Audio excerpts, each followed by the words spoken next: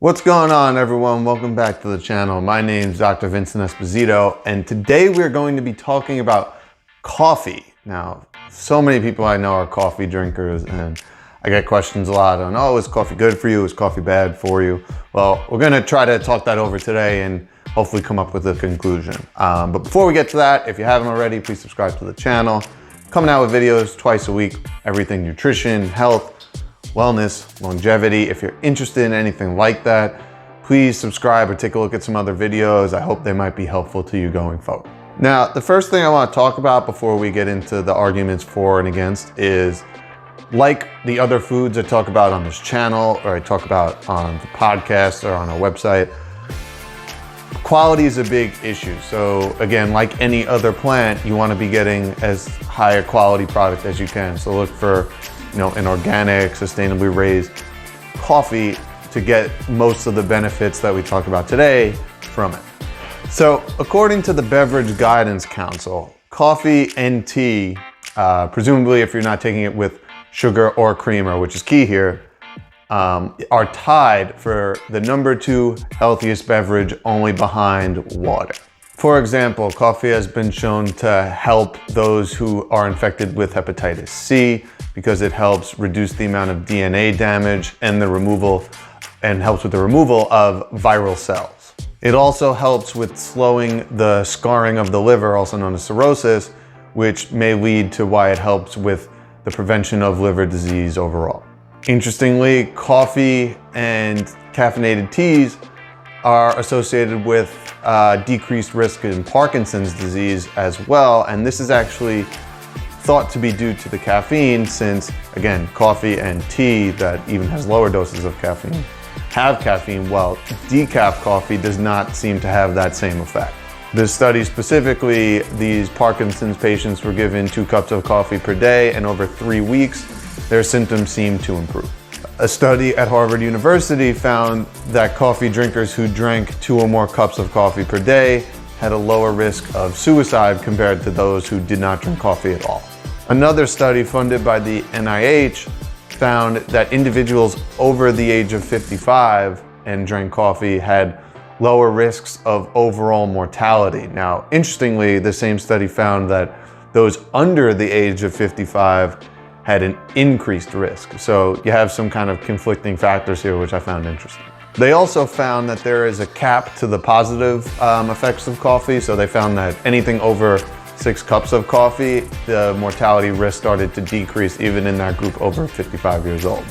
So it seems to be the 6-cup mark is the extent to which coffee has its benefits, which seems like a lot of coffee. The older standard of thinking used to be that caffeine consumption was associated with atrial fibrillation or an irregular heart rhythm.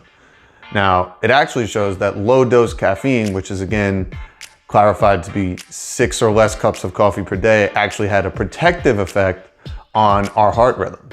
Now, this thinking has changed more in recent years with the uptick in energy drinks over the last decade, especially the last 2 in my lifetime.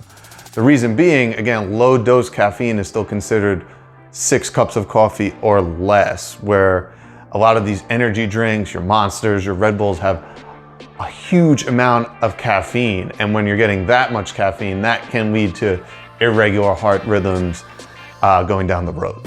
And again, with all this marketing out there today for energy drinks, it really affects how caffeine is seen in the public eye. Now, again, in those small doses, it can be helpful. But when you're having these energy drinks, I mean, you could get killed if you happen to drink, say, 12 energy drinks or more. That amount of caffeine can quite literally kill you.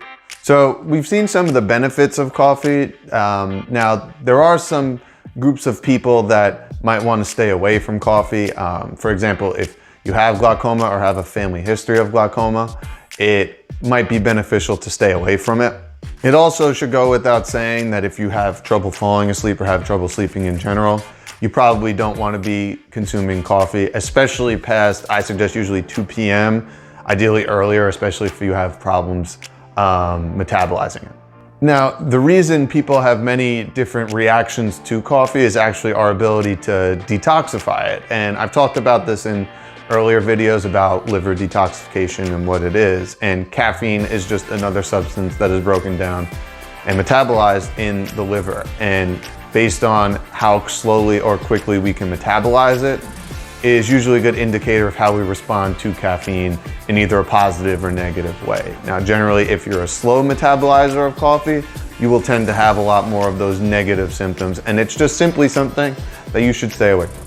But if you don't have any of these negative side effects from coffee, there's a couple benefits to get from it, including the high polyphenol antioxidant content. Because again, coffee beans, well, technically they're seeds, but they do come from plants and do contain high amounts of these compounds, which could actually be beneficial if you're able to break down and metabolize caffeine properly. So at the end of the day, if you can metabolize coffee well, you can actually benefit from the antioxidant and polyphenol content. So having a couple cups a day, if you enjoy it, especially if it's black and properly sourced, is a great idea. However, if you don't handle it well, or have glaucoma or GERD or epilepsy, or don't sleep well, then it might be in your best interest to avoid it. But it shouldn't be vilified completely.